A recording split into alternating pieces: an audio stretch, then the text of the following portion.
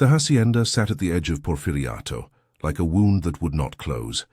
3 kilometers from the village of San Miguel de las Aguas, beyond the dried riverbed and the skeletal remains of what had once been orchards, the house rose from the red earth with the color of old blood. Its adobe walls were cracked like skin, left too long in the sun. The wooden shutters hung askew, and vines thick as rope had wound themselves around the eastern corner, as if the land itself were trying to pull it down, to reclaim what had been taken. Maria Elena Cortez first saw it on a Tuesday in October, when the dust from the harvest roads still hung in the air like ghosts. She was 53 years old, a widow for 11 months, and she carried everything she owned in a canvas bag worn thin at the corners. Her late husband Jesus had been a foreman on the Ibarra estate until a horse fell on him during the summer of 1956. The Ibarra family had given her 3 months' wages and a letter of recommendation that meant nothing in a town where everyone knew her already, knew her as the woman whose husband had not been careful enough, whose husband had left her with nothing but his name and the memory of his hands, calloused from work that had never been his own. The letter came from a notary in Guadalajara. Don Raúl Montemayor, a lawyer who managed properties for families whose names had faded like old photographs, was looking for someone to caretake the hacienda. The pay was modest, enough for food and the roof over her head, but the work was simple. Maintain the grounds, keep the house from collapsing entirely, guard it against thieves and vandals. The village children had begun throwing stones at the windows. There had been talk of drifters using the empty rooms. The lawyer wanted a presence, someone living, someone who could discourage such trespassing. Maria Elena had walked to the hacienda on a morning when the sky was the color of old pewter. She brought nothing but what she could carry. The notary had arranged for a bed, a table, and a brazier for warmth. Everything else, the cupboards, the shelves, the rusted iron bed frames in the upper rooms, belonged to the house itself, to its long, slow forgetting. The front door swung open with the groan of wood that had learned to speak only in complaint. The entrance hall was vast, with a ceiling that rose into shadow. Dust particles moved through the shafts of light like pilgrims on a pilgrimage to nowhere. The tiles on the floor were glazed clay, blue and white in a pattern that might have been beautiful once, geometric designs that suggested water, perhaps, or the night sky. Now they were covered in debris, fallen plaster, the broken wings of birds, the accumulated silence of years. There was a smell, not the smell of rot exactly, but something older. The smell of paper left too long in darkness, the smell of iron and earth and something else, something that made Maria Elena's throat tighten. She told herself it was just the smell of abandonment, the particular perfume of a place that had learned to die slowly. The hacienda had been built in the 1880s, during the final decades of Don Porfirio Diaz's Mexico. It had belonged to a family named Cordoba, minor landowners, not tremendously wealthy, but wealthy enough. They had grown maguey and corn. They had kept cattle. They had employed 50 families in the fields. Then the revolution had come, and then other things had come, and by the time the dust had settled over Mexico in the 1920s and 1930s, the Cordoba family had scattered. Some had died, some had fled north, some had simply vanished into the way that people vanish when their world ends. The hacienda had been seized briefly during the agrarian reform, when the land had been distributed to the campesinos, but the house itself, the main house, had never been wanted. There was talk, Maria Elena would later learn, of why. Talk that people had learned not to speak about loudly. Talk that lived in the spaces between sentences, in the glances people exchanged when her name was mentioned at the market. The lawyer had mentioned none of this. He had only sent the letter and arranged for the first month's wages to be delivered by a man on horseback. A man who had not smiled and who had not looked at the house while he spoke to her. Maria Elena moved through the rooms of the hacienda on that first day like a woman entering a tomb.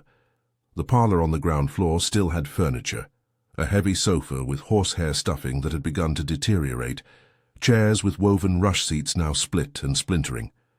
There was a piano in one corner, its keys yellowed like old teeth, a portrait hung on one wall, a woman with a severe face and jewelry that caught what little light there was. The painting was signed and dated 1902.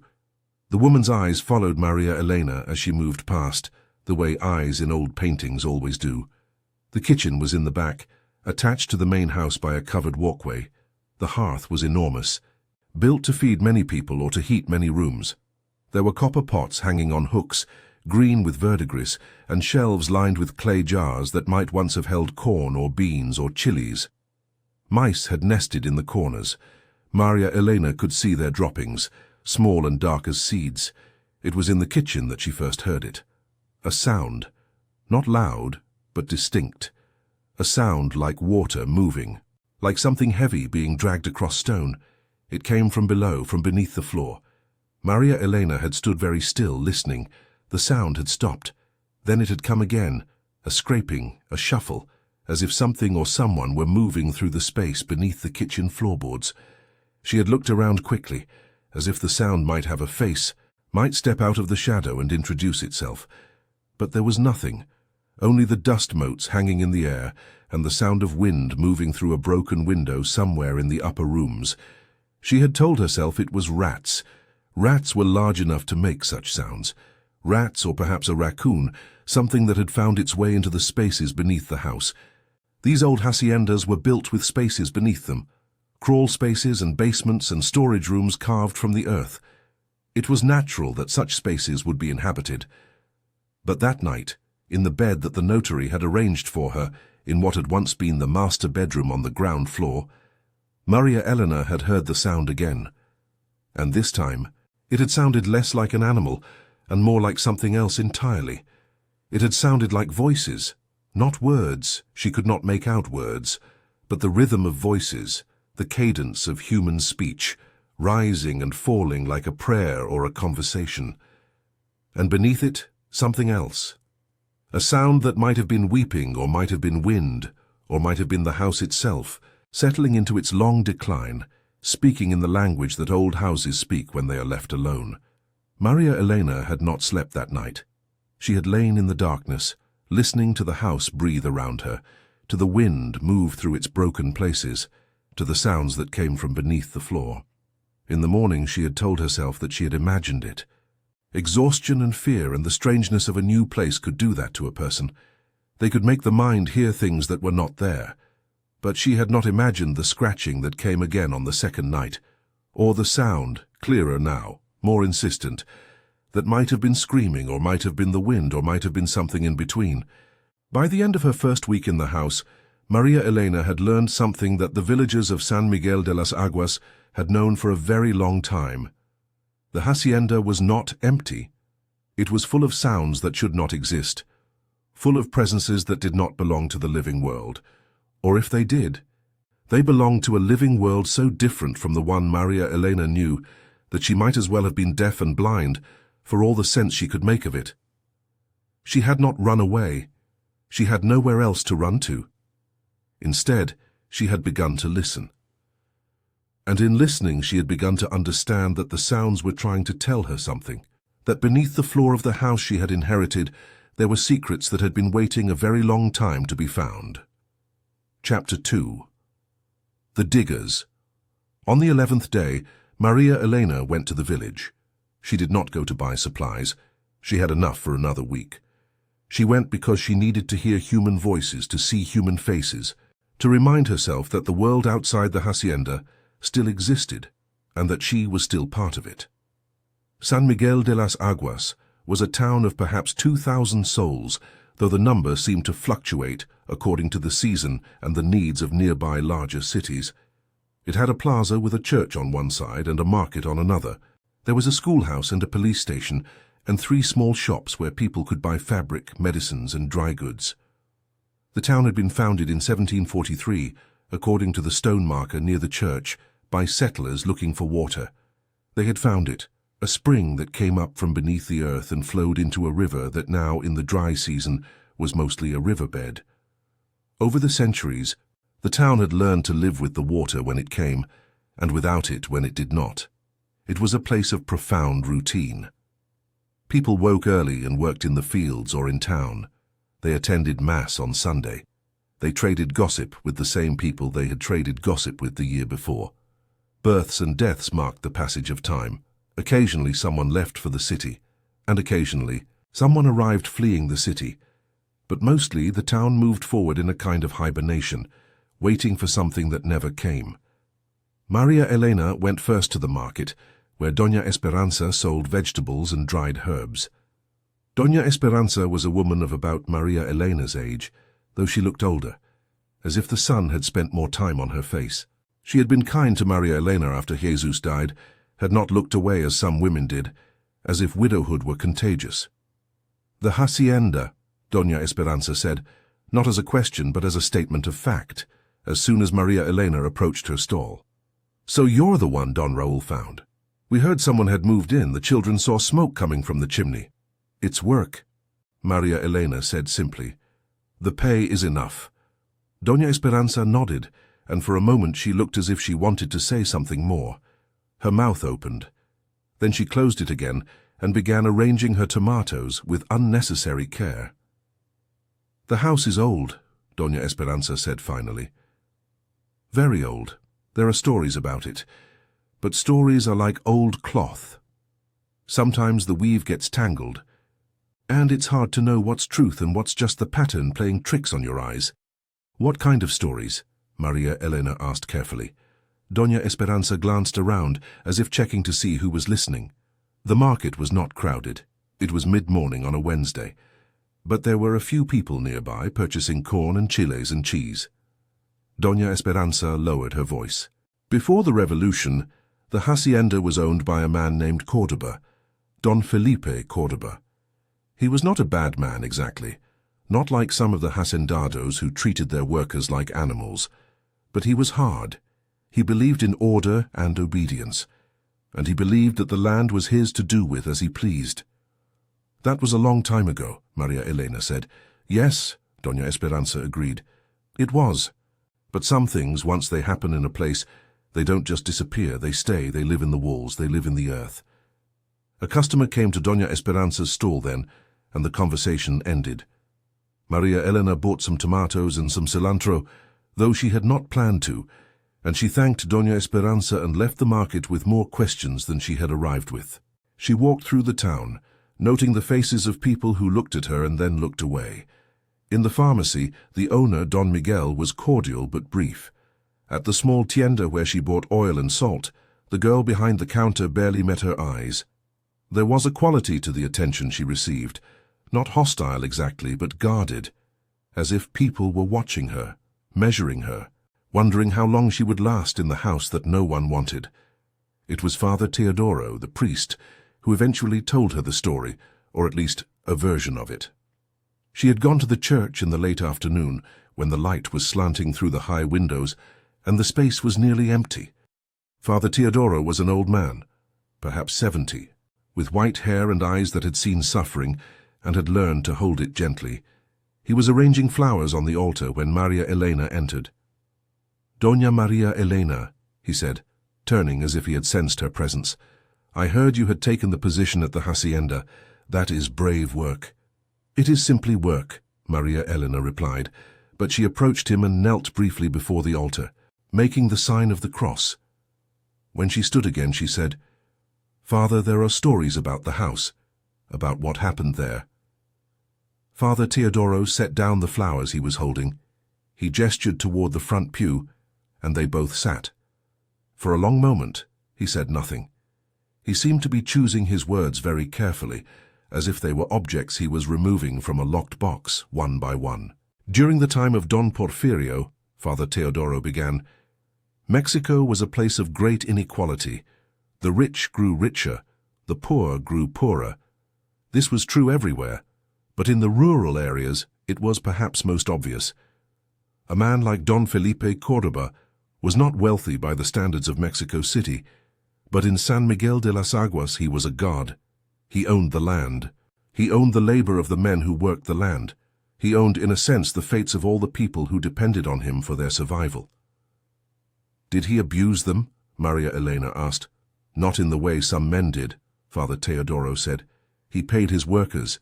He did not deliberately starve them, but he paid them poorly, and he demanded much. And he had certain ideas about discipline, about punishment, about the proper order of things." "What happened?" Maria Elena pressed. Father Teodoro sighed. There was a woman, a girl really. She could not have been more than 17. Her name was Magdalena. She was the daughter of one of the workers. She was beautiful, which in a place like this, at a time like that, was perhaps a curse. Don Felipe's son, Mateo, became interested in her, but this was not a courtship, not really. The girl was not in a position to refuse. No girl was in those circumstances. Maria Elena felt her jaw tighten. She knew what this story was going to contain. She had lived long enough, been alive long enough during the times that had come and the times before, to know what stories like this contained. There was a child, Father Teodoro continued, a boy. And then there was a scandal. The Cordoba family, of course, blamed the girl. They said she had seduced the boy, that she was a woman of no virtue. They drove her away from the hacienda. Her family, her father especially, was ashamed. In those days, a girl who bore a child outside of marriage was, well, she was nothing. She had no future, no prospects. No decent man would have her. What happened to her? Maria Elena asked. She disappeared, Father Teodoro said simply. During the revolution, there was much chaos. Many people disappeared. People assumed she had died, perhaps taken by soldiers, perhaps died in childbirth, perhaps simply walked away and started a new life somewhere no one knew her. But there were rumors. Rumors that she had not disappeared at all. Rumors that she was in the hacienda, in the basement or the cellars, that Don Felipe had hidden her there, kept her prisoner, so that the shame would not follow his family. That's not possible, Maria Elena said, but even as she said it, she was not sure. It was a long time ago. If she had been there, they would have found her. Someone would have seen. Perhaps, Father Teodoro said, or perhaps the people who might have seen were afraid to look. Fear is a powerful thing, Doña Maria Elena. It can keep people silent for a very long time.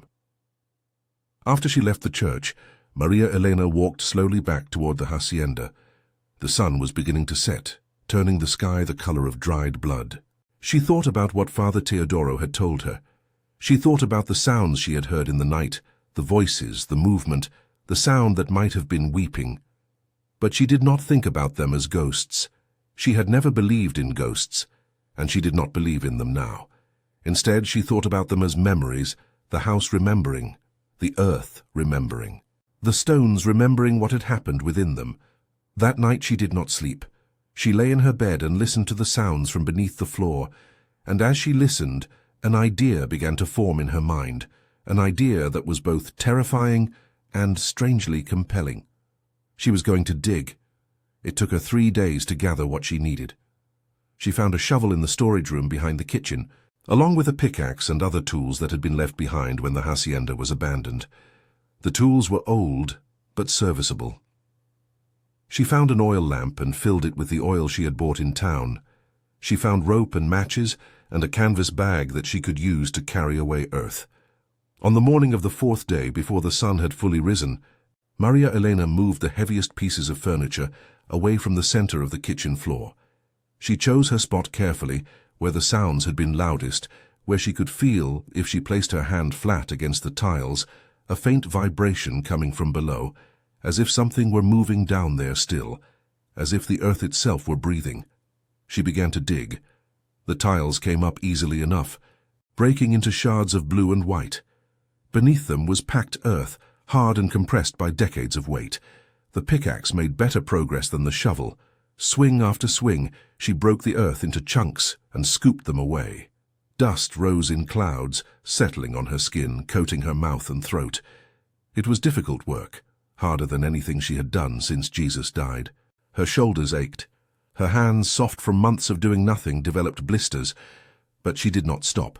Something drove her forward, the need to know, the certainty that beneath this floor was the answer to a question she had not quite articulated.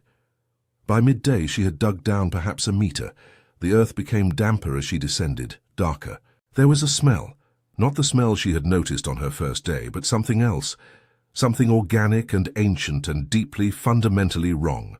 She continued digging. By late afternoon, her shovel struck something that was not earth, something hard and resistant. She cleared away the soil around it carefully and saw that it was wood, A wooden door, or what remained of one. It was warped and partially rotted, but it was unmistakably a door. Beyond it, or beneath it, there was space. Maria Elena's hands were shaking as she worked the door loose. It came away in pieces, ancient and brittle.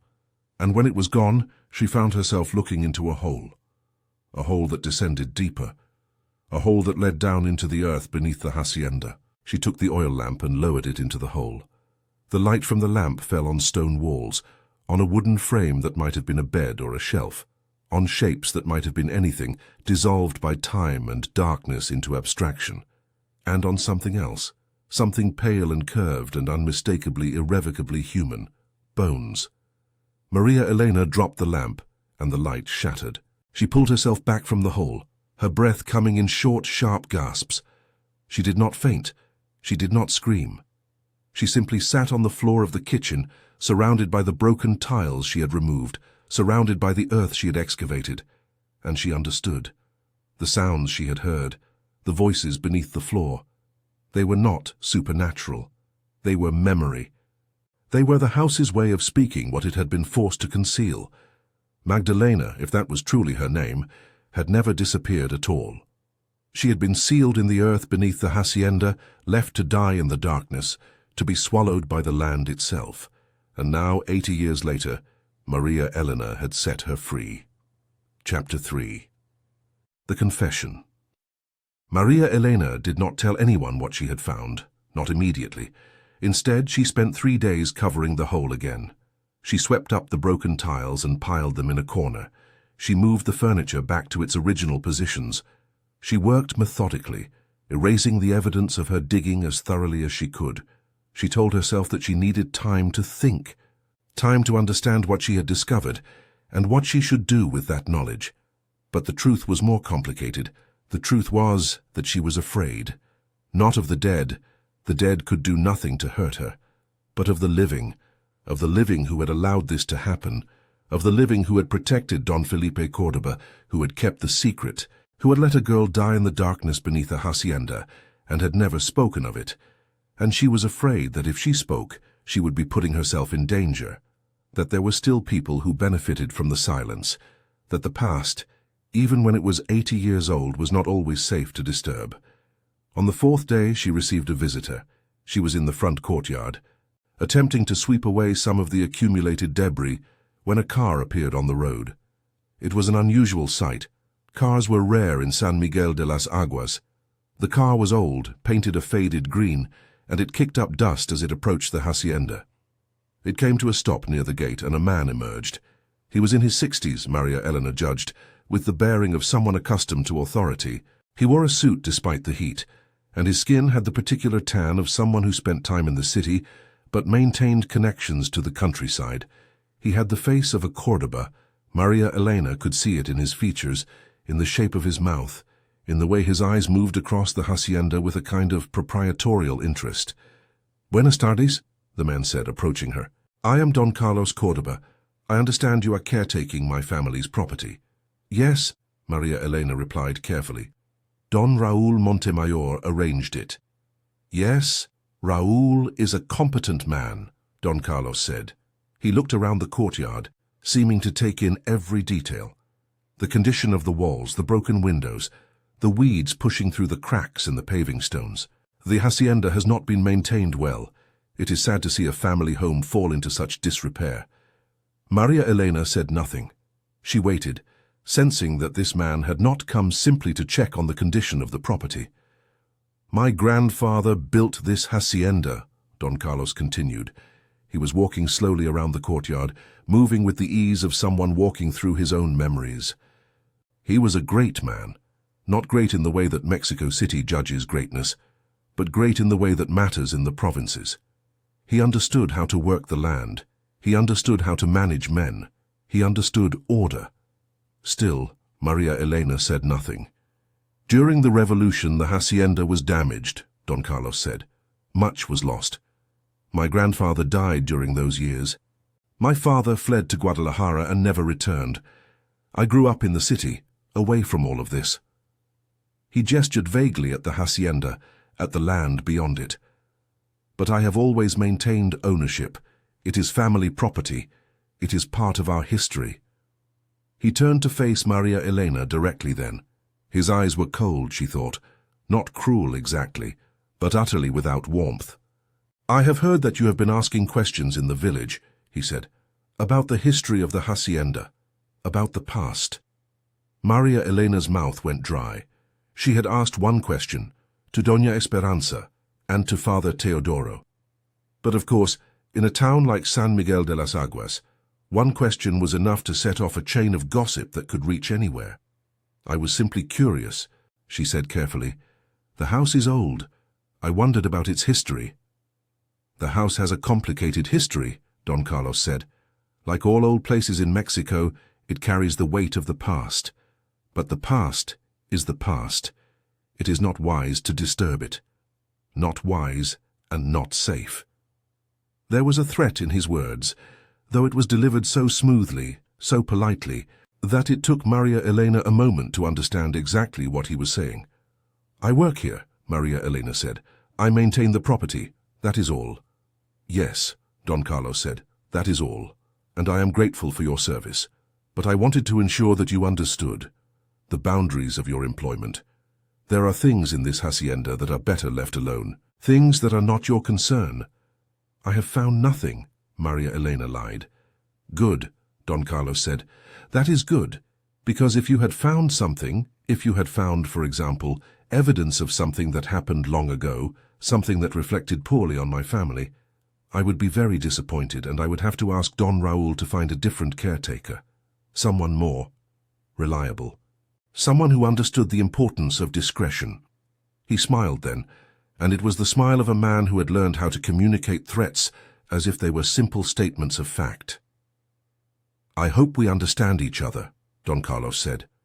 "We do," Maria Elena replied. Don Carlos nodded, apparently satisfied. He turned and walked back toward his car, moving without haste, a man accustomed to getting his way. He did not look back as he drove away, the car disappearing down the road in a cloud of dust. Maria Elena stood alone in the courtyard for a long time after he was gone. She was trembling, though she was not sure if it was from fear or from anger. She thought about Magdalena, sealed in the earth beneath the hacienda. She thought about Don Felipe Córdoba, who had ordered her imprisoned. She thought about everyone who had known and had said nothing. And she thought about Don Carlos, who had driven out here to warn her that the past was dangerous, that some things were better left buried. That night she did not sleep. She lay in her bed and listened to the sounds from beneath the floor, the voices, the movement, the sound that might have been weeping. And she made a decision. She was going to dig again. She was going to remove the bones and give them proper burial. She was going to take them to Father Teodoro. She was going to tell the truth. It was dangerous. She understood that. But she had spent 53 years of her life being careful, being quiet, being obedient. Jesus had died because he had followed the rules of a world that did not care whether he lived or died. And now she had been given the opportunity to do something that mattered, to bear witness to injustice, to refuse the conspiracy of silence that had protected the powerful for too long. She was not going to squander it. Over the next 3 weeks, Maria Elena worked with methodical precision. During the day she maintained her routine. She swept the courtyard. She checked the condition of the roof. She made small repairs where she could. She went to the market for supplies. She was visible, ordinary, unremarkable. But at night, and in the early hours before dawn, she dug. She worked carefully, respectfully, as if she were performing a service rather than committing a violation. She removed the bones one by one, wrapping each carefully in cloth that she had brought from town. She worked by oil lamp, in the thick darkness beneath the floor, breathing through cloth held over her face against the smell of decay and time. As she dug deeper, she found other things, a fragment of fabric so degraded it was barely recognizable, a wooden comb, a small metal cross on a chain, green with verdigris. These items she wrapped as carefully as she wrapped the bones, handling them as if they were precious, as if they were reliquaries. The worst part was not the physical labor or the fear of being discovered. The worst part was the understanding of what she was uncovering. With each bone, each object, each piece of evidence, she was constructing a picture of a life cut short. A girl imprisoned in darkness, left to die of thirst or hunger or despair. A girl whose crime had been to be young and beautiful and powerless in a world governed by men like Don Felipe Cordoba. On the 21st day, she finished. She had removed everything from the space beneath the floor. The bones were now wrapped and stored in canvas bags, hidden in the storage room behind the kitchen. And the hole once emptied was just a hole, a void, an absence, the shape of what had been taken away. She filled it with earth, brought from the courtyard. She replaced the tiles as best she could, arranging them in a pattern that was close enough to the original that it would not be immediately obvious that something had changed. And then she made an appointment with Father Teodoro. She told Don Raul's representative, who came to deliver her wages, that she needed to speak with the priest about a personal matter. The man had accepted this without question. In Mexico, speaking with a priest about personal matters was accepted as one of the natural rhythms of life. Father Teodoro received her in the sacristy, in a small room lined with the vestments and vessels of the church. The light came through a single high window, and the air smelled of incense and old stone. "Maria Elena," Father Teodoro said, seeing her face. "Something is wrong." "I have something to show you," she said. She had brought one of the canvas bags with her, wrapped inside her rebozo. She unwrapped it carefully and placed it on the table between them. The bag had absorbed the smell of decay, and in the small room with its still air the smell seemed enormous, overwhelming, impossible to contain. Father Teodoro's face went very pale. "Dear God," he whispered. "They are from beneath the hacienda," Maria Elena said. "I found them. I believe they are the remains of Magdalena, the girl who disappeared during the time of Don Felipe Cordoba." Father Teodoro did not touch the bag. He simply stared at it, his hand raised to his mouth as if he were afraid he might be sick. "She was murdered," Maria Elena said. "She was imprisoned beneath the hacienda and left to die. And no one has ever acknowledged it. No one has ever spoken of it. For 80 years her death has been a secret that is kept by silence. But silence is not innocence, Father. Silence is complicity." "Maria Elena," Father Teodoro said, and his voice was shaking, "do you understand what you are asking me to do? Do you understand the danger?" "Yes," Maria Elena said. "I understand." "The Cordoba family is powerful," Father Teodoro said. "They have connections in Guadalajara, in the capital. If you accuse them, if you claim that they murdered this girl, that they concealed a crime, you will be making enemies that cannot be unmade." "Then let me make them enemies," Maria Elena said. "Let me be the one who breaks the silence. Let me be the one who says that what happened here was a crime and a sin, and that it cannot be forgiven by simply pretending it never happened." Father Teodoro looked at her for a long moment. Then he looked down at the bag on the table. Then he crossed himself slowly, deliberately, as if he were making a prayer with his whole body. "There is a path we can take," he said finally. "It is not the official path. It will not result in arrests or trials. The woman who did this, Don Felipe Cordoba, he is dead. The law cannot touch the dead, but we can acknowledge what happened. We can give this girl a proper burial. We can speak the truth, at least in this room and in the church. We can refuse to let her death continue to be a secret." "That is all I ask," Maria Elena said. Father Teodoro stood up slowly, as if the weight of what he had just learned had suddenly become physical, pressing down on his shoulders. He walked to the window and looked out at the courtyard beyond, where the afternoon sun was slanting across the stones. "3 days," he said without turning around. "Give me 3 days to arrange things. Tell no one. The day after tomorrow, come to the hacienda at sunset. Bring what you have found. We will give her a proper burial. We will say the words that should have been said 80 years ago, and then we will see what the truth brings." Chapter 4. The Weight of Memory. The burial took place on a Tuesday evening in November, as the light was draining from the sky and the air was turning cold. Father Teodoro came to the hacienda with 2 helpers, young men from the village, strong and silent, who did not ask questions. They brought with them a wooden box that was simple but respectfully made, and they brought digging tools. Maria Elena had brought out all the remains that she had recovered: bones, fragments of fabric, the wooden comb, the metal cross. She had wrapped them in clean cloth that she had bought for the purpose, white cloth that seemed appropriate for something that should have been treated with respect from the beginning. Together, the four of them, Maria Elena, Father Teodoro, and the two young men, carried the box to a place at the back of the hacienda, away from the main structure, in what had once been a garden. The earth there was softer, more welcoming, as if it had been waiting for this. They dug a grave, not deep, but deep enough, and they placed the box in the ground. Father Teodoro said words in Latin and in Spanish. He said words about the dignity of the dead, about the importance of remembering those who had been wronged, about God's mercy toward all who had suffered injustice. His voice was steady and clear, and it seemed to carry further than voices normally carry, as if the hacienda itself were listening, as if the stones were translating his words into the language of grief that the building had learned to speak over the decades. When it was finished, they covered the grave with earth. They did not mark it with a cross or a stone. Father Teodoro said it was safer that way, that a marked grave might attract the wrong kind of attention. But he gave Maria Elena a small wooden marker, carved with a cross and with the name Magdalena, and the dates that he had estimated based on the information they had, 1899 to 1917. "Keep this in the church," Father Teodoro told her. "One day, perhaps, it will be safe to place it here openly, but not yet." When the young men had gone, taking their tools with them, Father Teodoro and Maria Elena stood alone in the gathering darkness.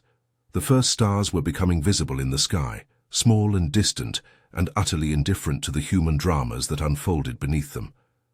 "What will happen now?" Maria Elena asked. "I will speak to the bishop," Father Teodoro said. "I will tell him what we have discovered. Whether he chooses to take action is not my decision to make, but the truth will be known in the church. It will be spoken in confession. It will be held by the community of believers. That is something. It is not everything, but it is something." "And the Cordoba family?" "We'll probably hear that there was a burial," Father Teodoro said. "We'll probably understand what it means. And will probably do nothing, because they cannot afford to bring attention to what their family has done. Don Carlos has already warned you to keep quiet. If you were to suddenly become a danger, if you were to try to expose them publicly, then perhaps they would do something more serious. But so long as you remain quiet, so long as you simply allow the burial to be a private matter of the church, they can pretend to ignore it. They can tell themselves that it is an old story, a sad thing that happened in an older, harder world, before civilization came to Mexico." He turned to face her directly. "You have done a brave thing, Maria Elena. But understand that the world will not thank you for it. People do not like to be forced to acknowledge injustice. They do not like to have their comfortable assumptions challenged. Some people may come to respect you for what you have done, but others will resent you. They will consider you troublesome. They will wish you would leave and let them return to their forgetting." "I know," Maria Elena said. "Will you stay?" Father Teodoro asked. "At the hacienda?" Maria Elena thought about it. She thought about the sounds she had heard in her first days, the voices that had now been quiet since she had removed the bones. She thought about Don Carlos's warning, and about the way the village people had looked at her when she first arrived. She thought about what it would mean to stay in a place where she was neither wanted nor understood, where her presence was a constant reminder of a truth that people had spent 80 years trying to forget. "Yes," she said, "I will stay." "Why?" Father Teodoro asked, and there was genuine puzzlement in his voice. "Because if I leave," Maria Elena said, "then the hacienda becomes a place of secrets again.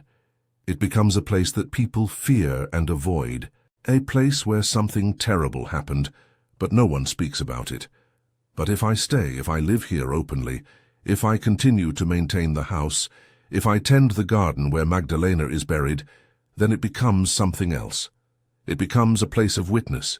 It becomes a place that says, yes, something terrible happened here, but it is not forgotten. It is not hidden anymore. It is not a secret that festers in the dark." Father Teodoro nodded slowly, as if he understood. "Then I will pray for you," he said. Winter came to San Miguel de las Aguas, and the hacienda entered into a new phase of its existence. The sounds that Maria Elena had heard when she first arrived did not return, the voices beneath the floor, the scraping and shuffling. The sounds that had seemed almost like weeping, all of these things stopped. The house became quieter, as if it had finally been allowed to rest, as if it had been carrying a burden for 80 years, and that burden had finally been put down. The village people came to understand gradually that Maria Elena had discovered something about the hacienda's past. Exactly what she had discovered remained unclear. Father Teodoro maintained his discretion, and Maria Elena would not discuss it directly, but the burial was noted. The gathering of people at the hacienda on that November evening was observed, and slowly, carefully, the story of Magdalena began to enter the oral history of San Miguel de las Aguas in a new way. It was no longer whispered only in private. It was no longer something that people avoided speaking about. It became a part of the public knowledge of the village, something that could be discussed, acknowledged, integrated into the collective memory. Don Carlos sent another representative to visit the hacienda. The man came with a message. Don Carlos would like to suggest that Maria Elena might prefer to relocate to another property that the family controlled in a different part of the state. The pay would be the same, the work would be easier, the other property was smaller and better maintained. Don Carlos simply thought that it might be more suitable to Maria Elena's talents. Maria Elena declined politely. She said that she had come to know the hacienda, and the hacienda had come to know her, and she preferred to remain. The representative left, and no further offers were made. By spring, Maria Elena had begun the work of reclaiming the hacienda from the decades of abandonment. She had money now, enough from her wages and from careful management to purchase supplies. She hired local workers to begin repairs on the roof. She began to clear the courtyard of weeds and debris. She started a small garden in what had once been the ornamental garden, planting corn and beans and chilies. The piano in the parlor she left alone, but she did have it tuned by a man who came from a larger town to the south. And sometimes, in the late afternoons, she would sit at the piano and play the simple pieces that she remembered from her youth before she married Jesus, when her life had seemed to contain possibilities. The sound of the piano echoing through the hacienda was a strange thing, a sound of beauty and civilization and order in a place that had been abandoned to decay. Some of the village children, initially frightened by the house, began to venture closer, drawn by the music. Maria Elena would leave them water to drink and sometimes a piece of bread or cheese. They would sit in the courtyard and listen. Slowly, the hacienda ceased to be a place that people feared. It began to become simply a place where an old woman lived alone, tending to the land and the house, as if both were part of her responsibility to a world that seemed to be always falling into disrepair. A year passed, then another year. Don Raúl sent a surveyor to assess the property. There was talk of perhaps the government might be interested in converting the hacienda into a museum or a cultural center. Nothing came of it, but the mere discussion suggested that the hacienda was no longer being entirely abandoned, that it had a kind of value that was recognized beyond its property lines. Father Teodoro died in his sleep one night in the 3rd year that Maria Elena worked at the hacienda. He was buried in the cemetery in San Miguel de las Aguas, and at his funeral, people spoke about his work on behalf of the dead and the forgotten. Maria Elena attended the funeral and wept, though she tried to hide it, because in losing Father Teodoro, she felt that she had lost a witness to what they had done together. But the new priest, Father Miguel, was young and had been educated in Guadalajara, and he had his own sense of justice and righteousness. When Maria Elena told him about the burial that had taken place, about the discovery beneath the hacienda, he listened with the intensity of someone who believed that the truth was important, even if it was a truth that nobody wanted to hear. "I will maintain the marker," he said, referring to the wooden cross that Father Teodoro had carved. "And when the time is right, when there are fewer people alive who knew the Cordoba family personally, I will place it on the grave. We will give the name Magdalena back to the earth. We will let people know that she existed, that she mattered, that she did not deserve what happened to her." 5 years after she had first moved into the hacienda, Maria Elena sat in the courtyard on an evening in November, the same month that Magdalena had been buried, and she thought about the path that her life had taken. She had been born in San Miguel de las Aguas, had married young, had lost her husband, had been left alone in the world with no prospects and no hope. And then she had come to the hacienda and everything had changed. She had not set out to discover Magdalena's remains. She had not anticipated that she would become the keeper of a terrible secret, or that she would have to choose between the safety of silence and the danger of truth. She had simply come to the hacienda to do work and to survive, to have a roof over her head and enough food to eat. But sometimes, she thought, the world puts people in positions where they must choose, and sometimes, if they are fortunate and brave, they find the strength to make the right choice. The hacienda was no longer a place where people heard screams beneath the floor. It was no longer a place where sounds emerged from the darkness unbidden.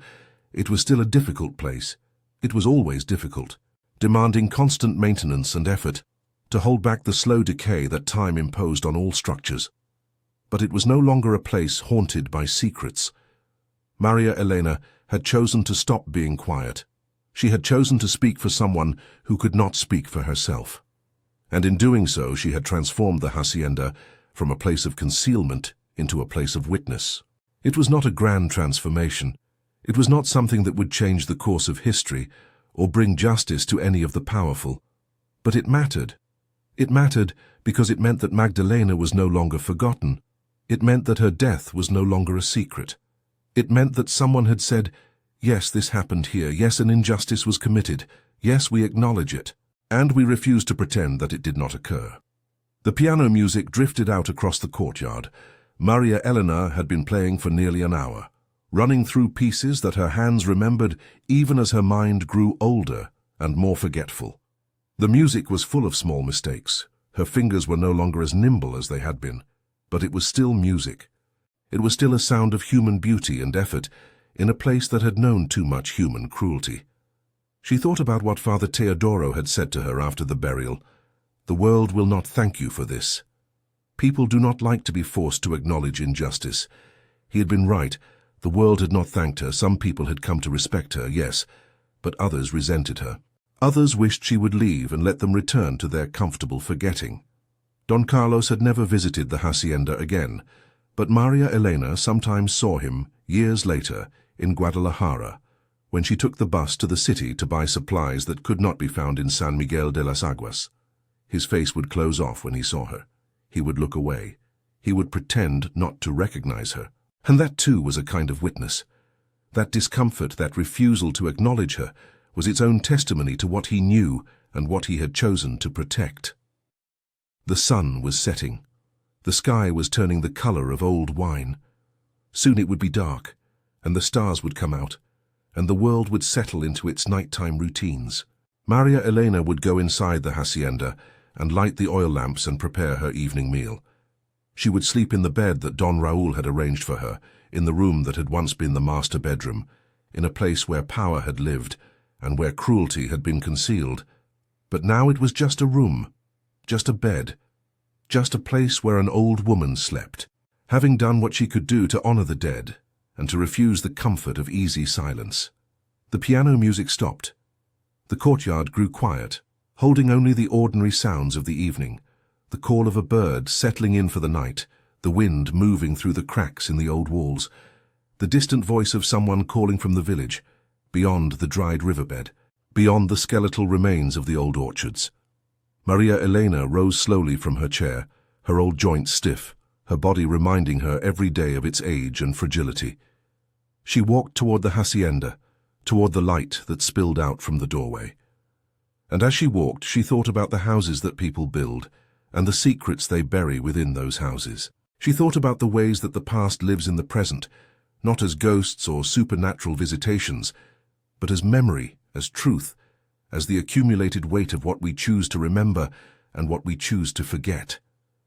The hacienda stood before her, solid and real, no longer empty or abandoned.